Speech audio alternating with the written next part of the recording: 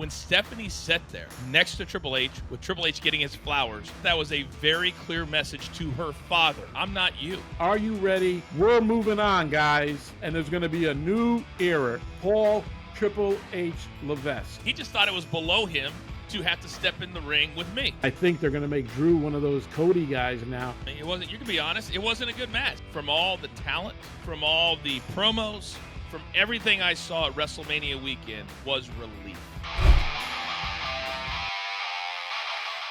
What's good, everybody? Welcome into yet another episode of your new favorite Storytime show in the world of pro wrestling and the WWE. We like to call it Behind the Turnbuckle. I am the coach. That's my main man right there, Big Tommy C. You can follow him on socials. Where, Tommy?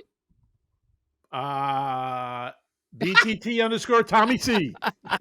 BTT underscore Tommy C. You got it. You got it. I got it. I tell you what, we told you last week right here on the show that this week would be all about reaction to WrestleMania and then starting to look forward into the coming year now that everything has played out. Also, coming up later in the show, we'll have a pretty cool story that involves The Rock but doesn't really involve The Rock. That's coming up in story time later in the show. But, Tommy, you know where we're going to start, big boy. Yep. You know, because we talked about it for the last 2 months. Yep. WrestleMania, over 180,000 tickets collectively sold throughout all the shows and everything. But we're going to start with the main event, and then we'll go from there. Cody Rhodes, they completed the story, but I felt like the way they did it was entertaining, but also very cinematic with Cena and Undertaker and all of that. Give me your take on how they got it done with Cody on the shoulders at the end of Sunday night.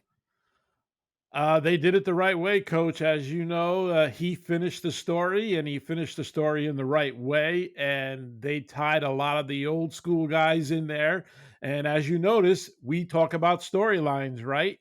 Mm-hmm. And every one of those guys had a reason for coming in the ring. Cena for Solo, not so much Taker, Rock, not so much, but everything else was tied into it, and the show ended perfectly, and now we're into the Cody Rhodes era, and I'm very interested to see what happens, but I thought the match was really good. The boys worked really hard in the ring. Mm-hmm. They told a story in the ring. Roman was Roman, and Rock, well, I got to tell you, Rock really surprised me. He looked really good in the ring, man. He looked great is he 50? I'm not sure. Yeah, he's older than me. Yeah. And so he's got to be in his early 50s. So he looked great. I tell you, the guy does everything top notch. He doesn't do anything unless he's in it for 100%. Mm-hmm. And he looked great. He worked out for weeks, and it showed in the ring. And I thought it was a great match. I loved the finish of it. I love the other superstars coming in the ring. It just told a great story for my purposes, and now we're on to the Cody era. You bring up a lot of good points. And first and foremost, The Rock told everybody on social media that he flew an entire ring, 2 rings, in fact, out to Los Angeles, where he's living, I guess, most of the time now, to get in shape. Because there was no way, Tommy, that with so many eyeballs on that WrestleMania, on that match, all that kind of stuff, that he was going to come in and he would never be out of shape.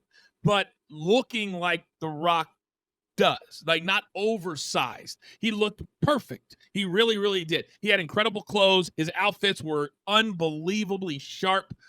And I thought the story was really well done. Now, what I didn't like about that is I didn't feel like the crowd was super, super into it until the very end. And the reason for that is because I think there was such a buildup to this one match that a lot of the other parts of WrestleMania got left behind. But also, they were waiting for Cody to be crowned on Sunday night. And I think they were like, we're gonna give it to you. We're going to give it to you, but I got to see how it's done.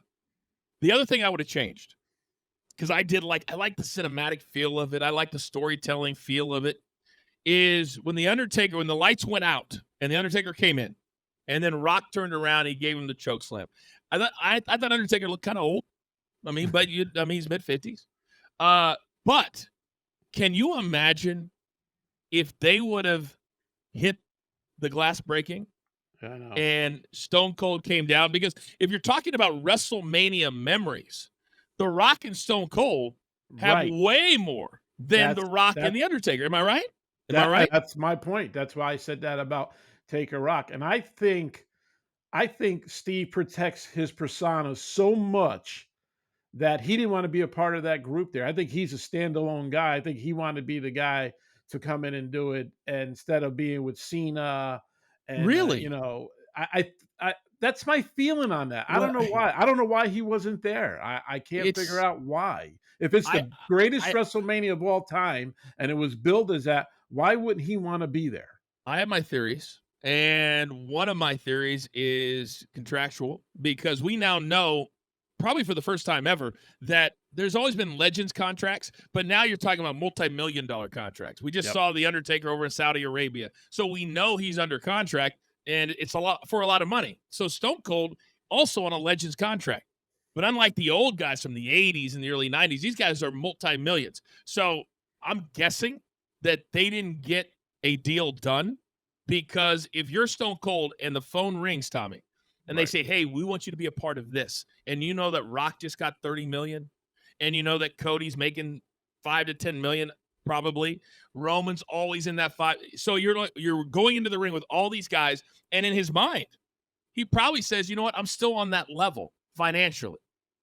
Again, just a theory. I Right. don't know that.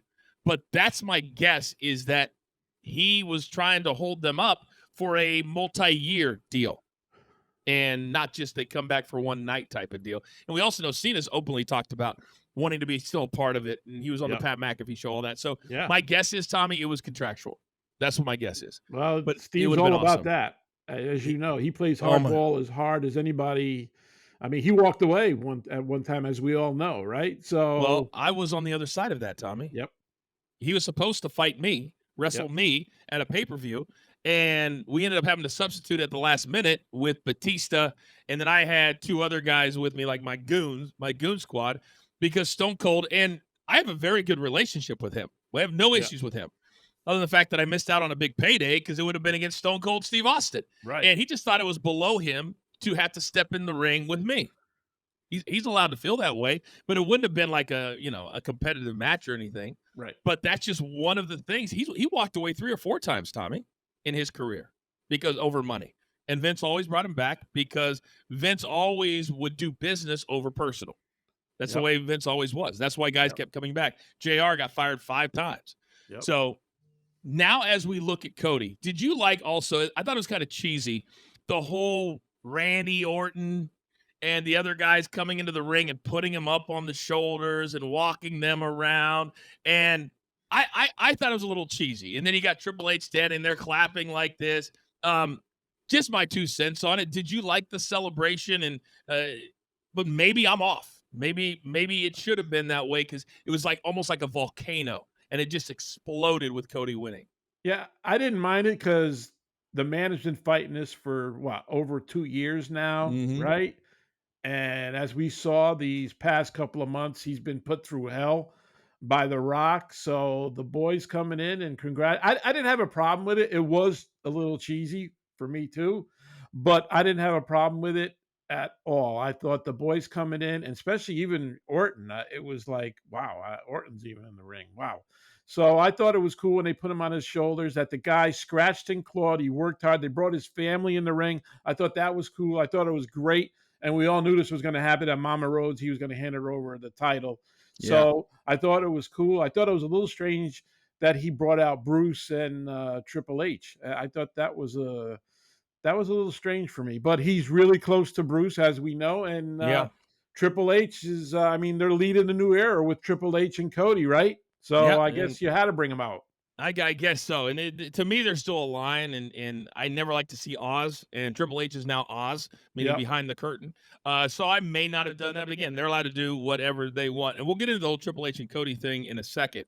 But other thoughts on WrestleMania, I still believe this to be true. I know it's a financial thing. I know they sold tons of tickets, but Tommy, I only need one night. I only need one night. And it almost like it felt like the crowd was like saving their energy for Sunday night because you had Friday SmackDown. That went until 1 a.m. And we'll get into Paul Heyman in a second.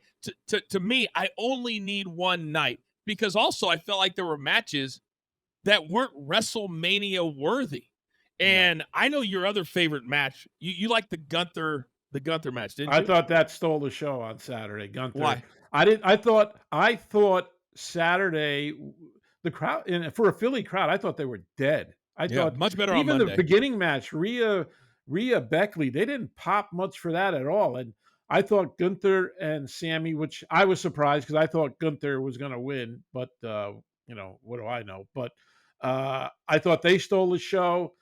I thought Jimmy and Jake could have been better. I didn't think that was a great match at all. It Out of wasn't good, all, Tommy. It wasn't. You it, can be it honest. It wasn't wasn't a good. good And match.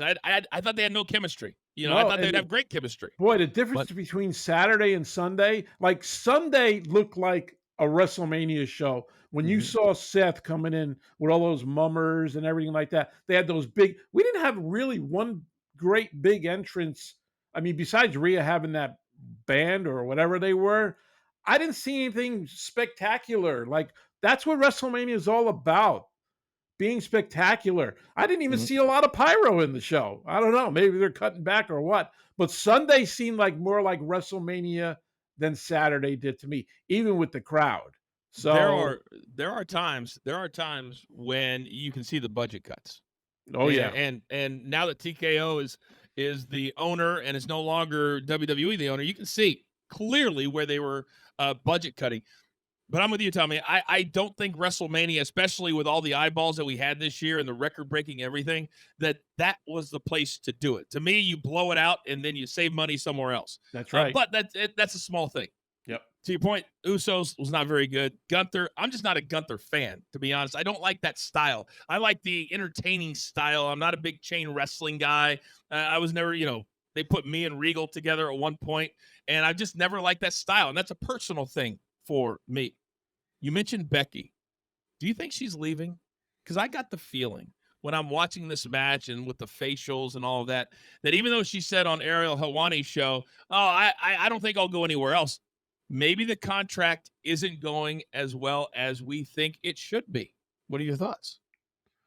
Uh, Watching her face at the end of the match when she was sitting in the corner, I think she's contemplating what's going to happen in her career. And excuse me, and by the way, she's not the youngest one there. I mean, I think Rhea's going to carry the title for a long time, and then there's a lot of other young ladies right behind her. And I think she's seeing that a little bit. And I'm not sure, Coach. I think she may take a little time off. She did say on Ariel, I think she had like 2 months left on her Yeah, contract. So that's I it. don't Two know. months.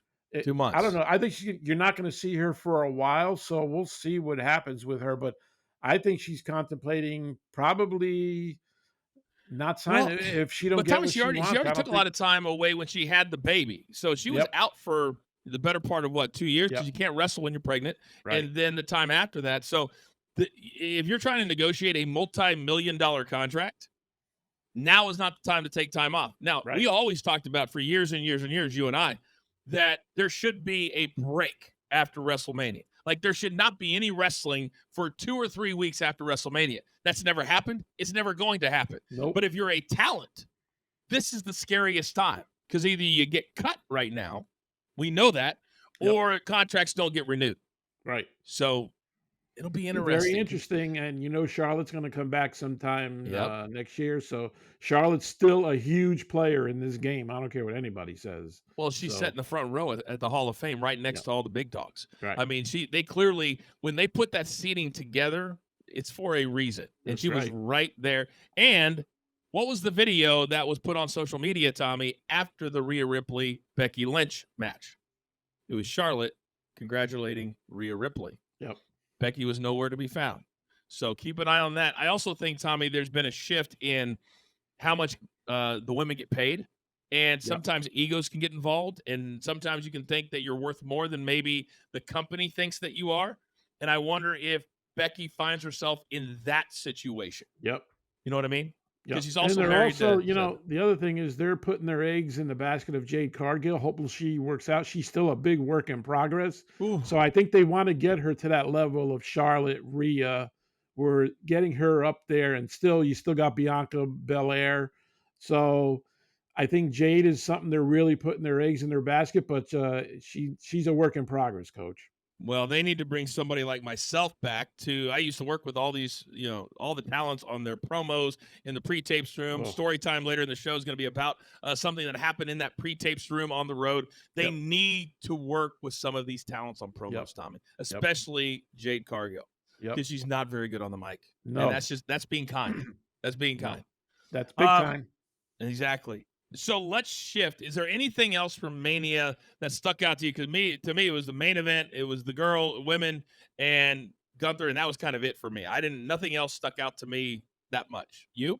No, I agree with you. I think everybody Sunday was waiting for that main event. They Yeah. blow those other matches away. Not that they didn't mean anything. Everybody was going to wanted the main event and see if Cody was really going to finish his story. So Mm-hmm. I think people were sitting on their hands there and saying, "Man, let's just get through this and finally see what the hell's going to happen in this match." And it turned out to be very entertaining. It was clear on Monday night that the crowd was happy. They were excited. It was the best crowd of the entire week, and they were inside of an arena, 20,000 instead of 60-some thousand outside at a football stadium. But I want to go back to Friday night because I thought there was some powerful, powerful stuff that happened on Friday night that maybe some fans didn't see because they put the Hall of Fame after SmackDown, basically, and it didn't get done till like freaking 1:00 in the morning. That's right. Half the crowd was gone by the time some of those inductees came out, which was sad, Yep. but it is what it is. And Paul Heyman comes out, perhaps the greatest speech of all time. You could argue that. And he went through all the stages of his career. He recognized everybody of his career. But the point I want to make to you, Tommy, 32 years you spent in the WWE. We Yep. know who the man was for all of those 32 years, all of my 10, 12, 13 plus years as well. Yep. And that is Vince McMahon. And we've been That's very right. clear here on the show. We tell stories that he's involved with, but we under no circumstances ever, ever, ever will agree with anything he's done, alleged or otherwise. Never. But we got to tell these stories because he's involved. Well, it was clear to me, Tommy, that they were looking into the camera. It started with Paul. And when he said, "I'm a Paul Levesque guy," can you imagine Vince McMahon sitting at home watching that, listening to that on the brink the night before the 40th anniversary of WrestleMania and to not even hear your name? And when he said Paul Levesque guy, who was sitting next to Paul Levesque, a.k.a. Triple H, in the front row? Stephanie McMahon. That shocked me. That did That too. did it shock you? It shocked me totally. Yeah, I didn't think she was going to be there with her Ooh. ECW hat on. And boy, the guns were blazing on, shooting down the chairman. I got to tell you, man, how many people put over this whole "I'm a Paul Levesque Triple H era" guy? It got sickening after a while, but boy, Heyman really threw the first salvo like he was the first guy up, right? And he carries a lot of weight in this business, as you know. And for him to come out and say that, wow, I was blown away. I'm serious. I was blown away when he said it.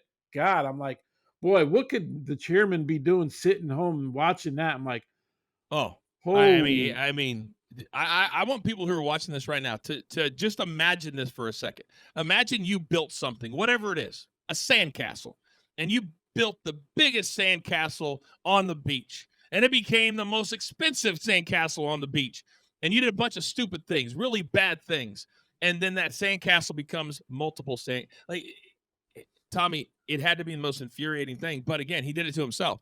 And if Yeah. you're Triple H and all of these things have been going on the last couple of months and all this stuff is coming out, and there's always like to have Paul Heyman, who has been on the good side of the business, has been on the bad side of the business, ECW, bankruptcy, you brought that up. And, it's not, as we get older, Tommy, we realize money is just is just currency. It doesn't make or break a man at all. And for him to stand there, and then Paul to shake his hand, and then Triple H said after the whole weekend, that meant a lot to me. And I love Paul Heyman, but I never knew that him and Triple H, and again, I've been gone for a minute, were that close, but relationships change over the years.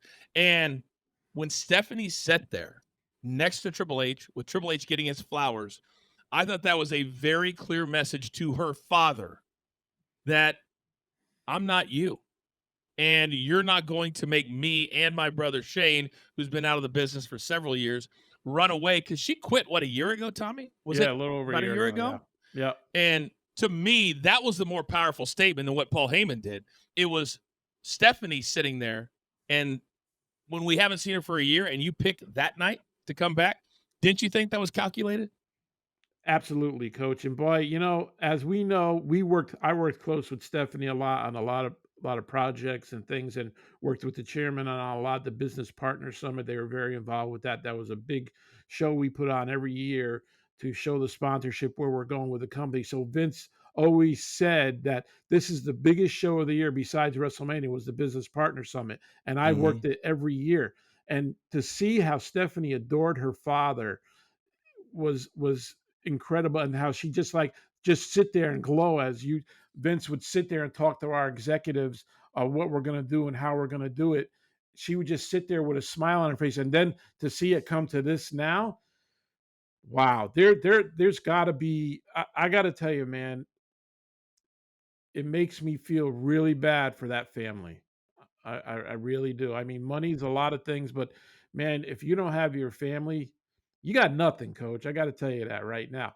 And the other part of it was Heyman. You're like, who bailed Heyman out after ECW went bankrupt I when thought about Heyman that owned too. people Yeah. tons of money? Huh? Yep. And then you come around and you say that? Wow. There, Unless there, there's a lot of layers, Tommy. there's There's a there's lot of so many layers, layers to this, coach, you that we know. can't even get into. So, But you bring up two good ones. And the difference and this is a story time show, so we've got to get into stuff like this. And it's not the easiest topic to get into. But Tommy, the difference between Shane and Stephanie is this. You just said it. Stephanie was there every single step of the way. yep, She loved this business. So for her to yep, walk away, it spoke volumes for a yep. lot of reasons. And I don't know all the reasons. Nobody knows all the reasons. But Nope. she just walked away after being the co-chairman when they were trying to figure all that stuff out. That's right. And if you are, because I thought about that myself. I said, if somebody had bailed me out to the tune of tens of millions of dollars, how would I react if that same person then was accused of all of this stuff? Right. And I think the feeling that I got overall, Tommy, from all the talent, from all the promos, from everything I saw at WrestleMania weekend was relief. Meaning this big cloud, the elephant in the room, the man that you always were scared of, that you and I were scared of, all of that, it was like, I Yep. can say whatever I want.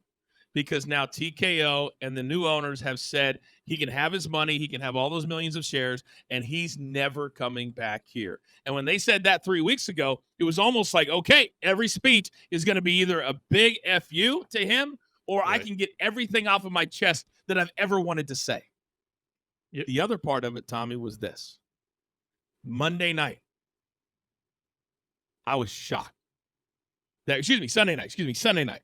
Yeah. When WrestleMania started, and you texted me and a couple other people. They said, "Did you see the start of the show?" And I'm like, "What happened?"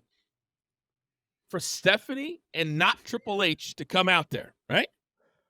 And then for Triple H to have his line used by his wife. Are you ready? Yeah. No, are you ready? With that smile, right? That was, to me, of the entire weekend. Her sitting there is one thing. To get in the ring, start the show, to me, that was the biggest middle finger to her father she ever could have done, and I loved it. I loved it. What about you? Yeah, she came out and guns a blazing, and she said this is the Paul Triple H Levesque era. Wow. I mean, wow. To the I girl who adored that man, Yes. meaning the father, to come out and say that, you're right. That cloud is gone, coach. It's Mhm. gone. She declared it. When that happened Sunday night in the beginning of the show, the cloud is gone. End of story. Nobody else could say anything that could top it. This is Mm-mm. the daughter of the chairman coming out, supporting her husband. Are you ready? We're moving on, guys. We're moving on, and there's going to be a new era. And she came out and said it. Paul Triple H Levesque. Unbelievable, coach. It's so funny because people that need to understand the difference between Stephanie and Shane. Shane, I don't think ever lived, breathed, and ate the business. He was just really good at it. And he loved being around it, but he walked away many times while you and I were there. and then he'd come back and then he'd leave. Stephanie never did that. She was always there. She took a bigger role, a bigger role, a bigger role, and she wanted this to be her legacy. And now it feels like, to me, as we move forward into the Triple H era, that now she is, at least I would assume she's going to be back and taking on some type of role. As we start to look forward, Tommy, and you hear all the talent say it's going to be new, it's going to be exciting, it's going to be all these things. What do you expect in the now clearly the Triple H creative era? I hope we have great storylines and continue with storylines that last more than 2 weeks. Stop making matches backstage. Let's have some more vignettes introducing guys. A lot of times I don't even know who guys are. But just to jump back to Shane, just 1 second, Coach. I remember when we all worked in the studio, there was always this deal that Shane was more like Linda and Stephanie was more like Vince. And that turned out to be because Shane, like you said, wasn't, and I worked with Shane a lot because he was the head of international for corporate, but he didn't have the nose that she had, like the chairman had. Like she was, like you said, she was involved in everything. Shane was more like Linda, a little passive, Lily. I mean, and as you know, Stephanie could be aggressive. When it was time to be aggressive, she was aggressive. But I think that the new era coming up, I hope to see better storylines, bigger superstars. Let's blow the roof up. Quite frankly, Coach, we had the biggest, at the Monday Raw after WrestleMania is the biggest of the year because everybody's watching. You got people from 40 different countries sitting there. They had to take the Tron down because they wanted so many people in that arena. There was 20,000 people, and I just kind of thought Monday's Raw kind of fell flat. I don't mind the NXT superstars, but I'm not going to get revved up seeing Roxanne Perez come out or that German champ come out. Like, why aren't we talking about Gunther? Why aren't we talking about Seth Rollins? Why aren't we never talked about Roman Reigns. Nothing happened with it. Here's my deal, quickly, just hear me out. Gunther loses his title, right? They had those other two jabronis come support Gunther. Where's Gunther? If Sami Zayn could be there, why can't Gunther? Right? So if I'm doing a storyline, Gunther loses on Saturday. Now he's pissed. He's disheveled. I would have him coming in the arena, no shaving. He's pissed off, throwing shit around, maybe something backstage, and kind of getting in Sammy's face or something. None of that happened. We had these other two guys do a tag match, right? And nothing about Gunther at all. That's what I mean when you don't talk about Gunther, who carried the title for 666 days.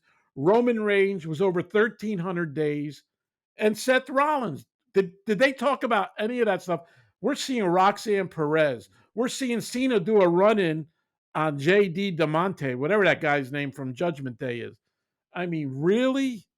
Well, I was really disappointed in that Raw. When you have them in the palm of your hand on the biggest Raw of the year, you got to explode. So you got to bring some new storylines. I love giving Cody his moment and the whole Rock thing like that. I get it. But somehow, somebody's got to be the next guy up for Cody. And who can that be? I don't know yet. So, well, I think that's what they were wrestling with, to use a pun, is how much do we, because we know this, Tommy, that it's WrestleMania is supposed to be the end of all the storylines, and the next day you start going forward. But to me, I actually agree with you that there were so many storylines that took so long, you had to have somewhat of a payoff. That in lies the problem with having the 2-night WrestleMania. That I had forgotten what happened Saturday night by the time I got to Monday night because we were coming off Sunday night. Right. And they're never going to do less. They're never going to do less. But when you sit in and you have a creative team, this is why you got to have a whole string of writers, because you got to think about the stuff that you just talked about. You got to think about how do we not regurgitate that, but also take it forward, because now in 5 or 6 weeks, you got the next pay-per-view. And what is that going to look like with Cody Rhodes? Is Cody going to be that fighting champion? What are you going to make his character out to be? How long is it going to be before we see Roman Reigns again? The Rock's going to be gone from May 1st. Are we going to see him? So all those things, but I think what they decided on, Tommy, was let's start building up these other stars that you don't care about. We'll bring up the NXT guys. We'll talk about how good, a Saturday noon start, 16,000 people for a noon show, a noon wrestling show. I mean, I just they were trying to jam so much in, and Monday night you have to pay all of that off. So how do you do that in a 3-hour show? You got to choose, right? So if you're Triple H, what do you think, Tom, is going to be the biggest, not hurdle, but the biggest thing that he has to attack now that clearly he is the man? WrestleMania is now done, and he's running the show moving forward. I think he has to make things look different than they did before, Coach. I think he has to try new stuff. I mean, like he said in his press conference, we're going to break down the door. Okay, break it down. Let me see what you're going to do. One thing I'm not really happy about, they're bringing back this dumb draft. Okay, you talk about changing things. Why are you doing the draft? I hate the draft. Why? It doesn't mean anything, Coach. Nothing. They cross over. They drafted Trish Stratus last year. I mean, really? I'm like, if you want to change things, and then in 2 weeks, Cole's promoting the draft. Well, you didn't change things for me. You know, I don't even mind them going back to one group, like both guys being on both shows. You know what I mean? You want to change things? Maybe wait one championship, Damian and Cody, down the road somewhere, and make one instead of having two. That's changing things, Coach. It is. And I think when they changed it to Friday night and it wasn't back-to-back nights and they started this whole ridiculous thing, well, you're a Raw guy or you're a SmackDown guy. I'm all about making it as real as possible. Let's be honest. Rock, even Vince, everybody over the years has made it very clear this is a show. This is not real sports. Okay? It's competitive, but it's not real sports. Right. And so if it's not real sports, why are you having a draft and making us try to believe, oh, my God, I got this guy, so we're going to be better than this show? As if it's like real competition when we know it's not. I've hated the draft since day one. I've never thought it was good, smart, exciting. You spend an entire week on it. Like 2 shows usually is the draft. And oh my God, I could not agree with you more. And you know, one of the first thing he has to do is top that storyline that Rock helped build. And that's going to be very hard because the drop off now, and you're going to see it in ratings and everything, that Rock not being there. What would you do? If you're moving forward with Cody Rhodes, who would be the guy that you would put him into a program with? I think it has to be Seth right now. Mm-hmm. Seth I Rollins. agree with you. I mean, I love my man Damian. I mean, I love it. I called Damian Priestley a couple of weeks ago, said I would like to see him break off from Judgment Day. He ended up, which blew me away, cashing in, and I loved every minute of that. And I think they're going to make Drew one of those Cody guys now, where they're going to make him scratch and claw and work really hard to get to that championship. And I'm a Drew guy. I like that. But I think to capture people right away, I think it has to be Seth and Cody right now. They work together now. Now they're going to go against each other. Maybe that backlash, and you keep that storyline going. Maybe to SummerSlam somehow, and then change it up a little. I don't know. I think Seth would be the biggest star right now. If you want to jump on the momentum that you had when The Rock brought it on for the last 2 months, you got to start out hot. What's the best way to start? Former tag team guys having Cody's back the whole time against the whole bloodline. Here's what I would Seth, do. Right? It has to be Seth. But here's what I would do, and this is why to me the draft is dumb. Because if you're going to pay Cody all this money, and I'm guessing he's making $6, $7, $8 million a year, he's now the guy, and you can't have him win the title and then lose it at SummerSlam. So he's going to be the champion for a minute. Oh yeah. And I would have him on both shows. These whole rules about you can't be on SmackDown because you're on Raw or Raw because you're on SmackDown, to me is the dumbest thing in the world. And if I'm Fox executives or I'm Netflix executives coming up in January, I want the biggest stars on my show. So you tell Cody, hey, we'll throw a couple extra million at you, and you got to travel. Because again, people got to remember, these are 3 days of travel to go to a show. It's not like the old days where you leave Sunday, go back Wednesday. So you go to Raw, and you just say, you know what, I need you to suck it up. I need you to be the guy and be on TV twice a week. And to me, if I was Cody, I would create this character where, unlike Roman Reigns, he's the head of the table, front of the table, whatever you want to call him. But yet he gets along with everybody, and he's trying to lift everybody up. And he goes to different superstars, and he says, look what I just went through. You can go through that too. Yep. And that, to me, now you're getting like that Rocky feel, that Philadelphia feel, that, all right, my champion's getting behind me.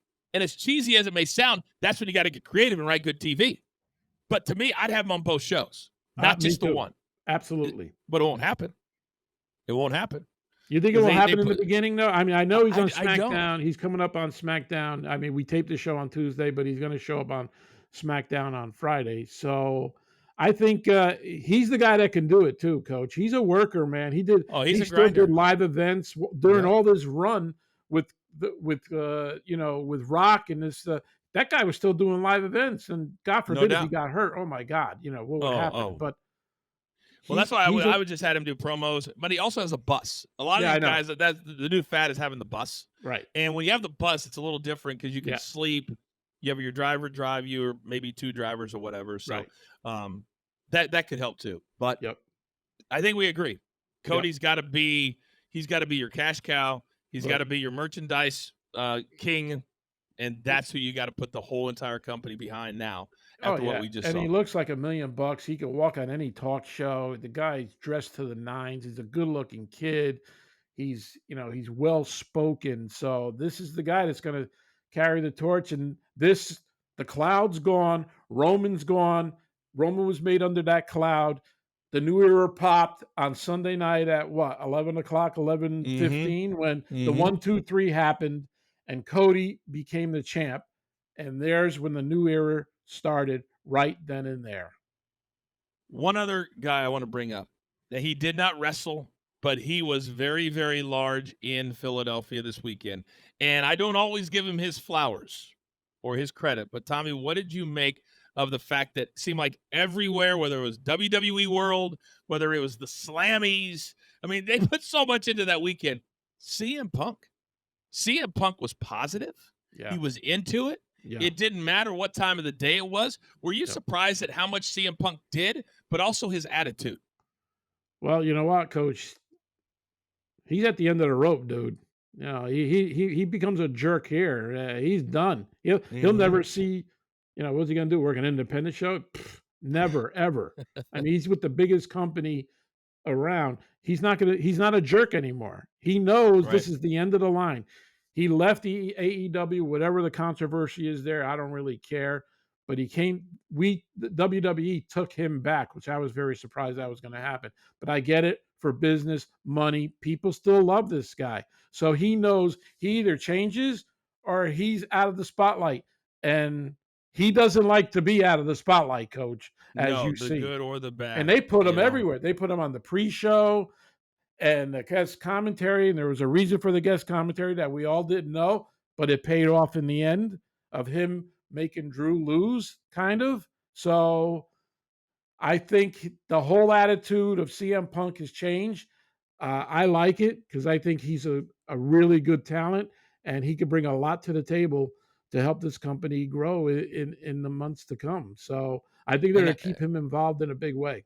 And I don't care how much money you have. I don't care how much money you make. But when you're a multi-million-dollar talent, and to your point, there's no other place to go to make that kind of money because you just left the only other place to make that kind of money. You've got to have a come to Jesus with yourself say, listen, I'm not throwing this $3 or $4 million out the door. I'm just not going to do it.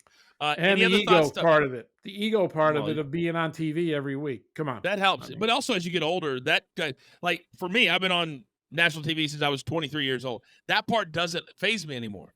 I love doing it. Yep. And I think it's the other part. When you love doing it and it gets taken away from you, you'll do anything you can to get back into it. Yep. Any other thoughts before we wrap things up on this episode from WrestleMania weekend? No, I'm just interested to see what happens in the next couple of weeks when we hear about this new era breaking down the wall. We're going to do stuff you never saw before. We're going to make storylines. I mean, Triple H made a big deal in the press conference that this is a new era, and everybody made that point across 10 times over about this being the Triple H era. Okay, I've heard enough of it. Let's see what's going to happen. We watched Raw this past Monday. I didn't see much of it. So I'll give them a pass on that a little bit, but they missed a big opportunity. I want to see what's going to happen and what's going to change. That's my biggest thing. So we'll see. Of course, we'll keep talking about it here on Behind the Turnbuckle. Also, 100%. Starting next week, we're hoping to start adding interviews to the show as well. We've reached out to a few. We also have, and it's going to be mostly guys from that 1998 to 2012 era that we bring onto the show and have them tell us their stories as well. But Tommy, it's that time of the show. We do it every single week, whether it's you, whether it's me. It's story time this week with the coach.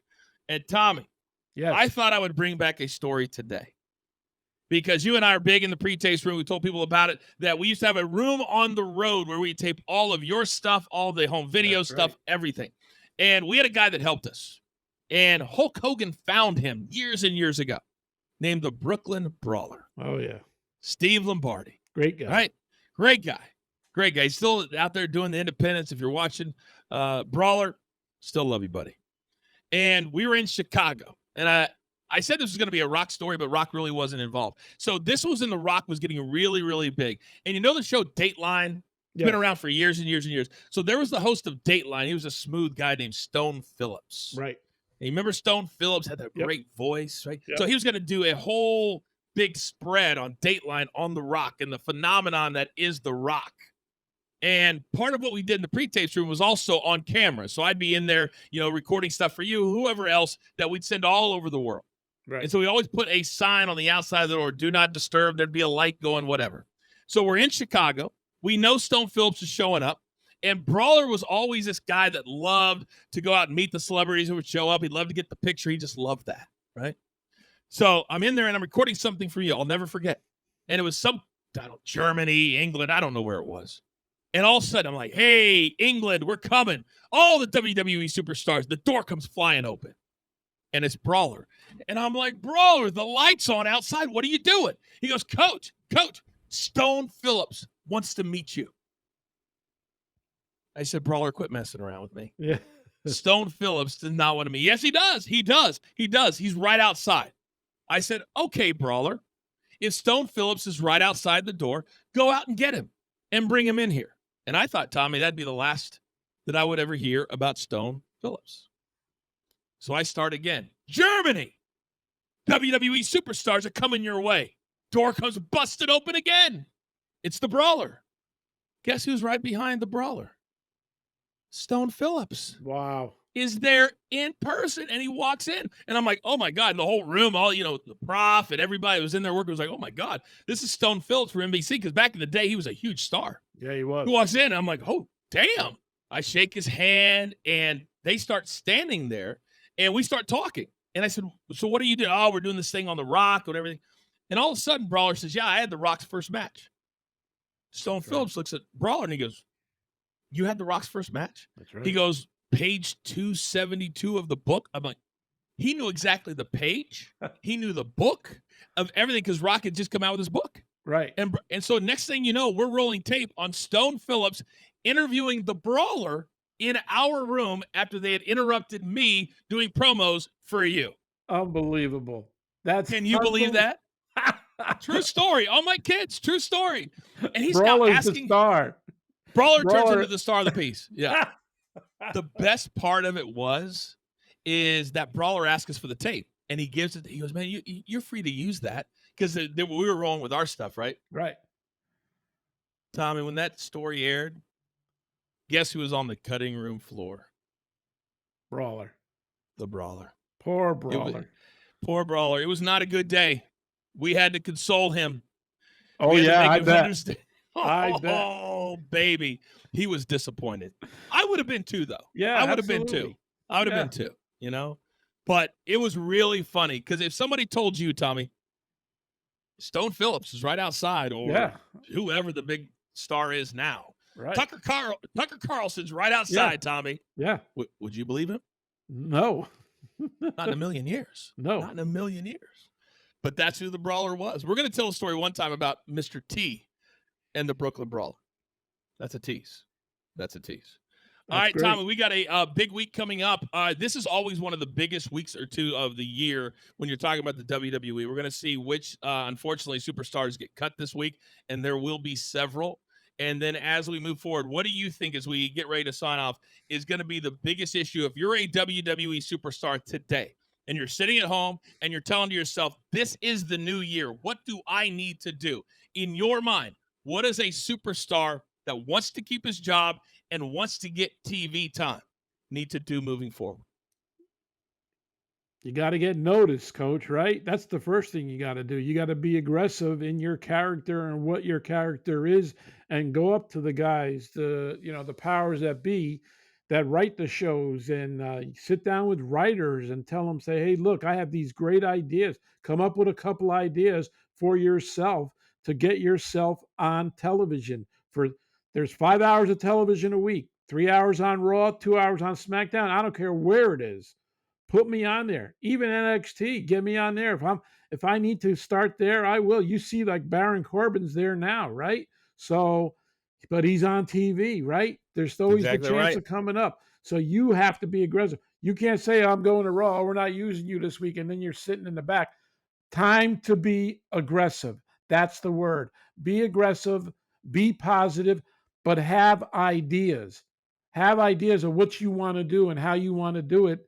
And then let the writers know how you want to do it and see what they say. But don't just sit there and think they're going to hand you something. That doesn't happen. That doesn't happen, coach, especially in this era right now. That's not going to happen. There are so many guys out there, and I think there's going to be some cuts coming. There's a lot of guys that, that are just not doing anything at all. I mean, And TKO is not going to pay these guys to sit backstage like they used to do in the old days. And Tommy's exactly right. One of the things that drove me nuts was when a talent came up to me and says, Coach, what can I do to get them to notice me when they were, they'd come into the pre-tapes room. And I'd be like, don't just show up and say, why aren't you using me? Come with an idea on what your character could be. I remember Kofi Kingston. He never had the New Day before the New Day. Right. He was a Jamaican character. Right. And then somehow he was on the cutting room floor. They came up with the New Day. Right. You got to come and invest in yourself. That's right. Just like we do here behind the Turnbuckle. That's right. Another good show, Tommy. Another good show. Yep. We are here every single week. It drops on Friday at noon Eastern time. If you want any ideas, put them into the comment section. Subscribe to our channel, please. Hit that like button and also share the show because all we do is love to tell stories, but we need all of you to listen to them. All right, for producer man behind the scenes, for my man Big Tommy C, I'm the coach. We'll see you next week right here on Behind the Turnbuckle.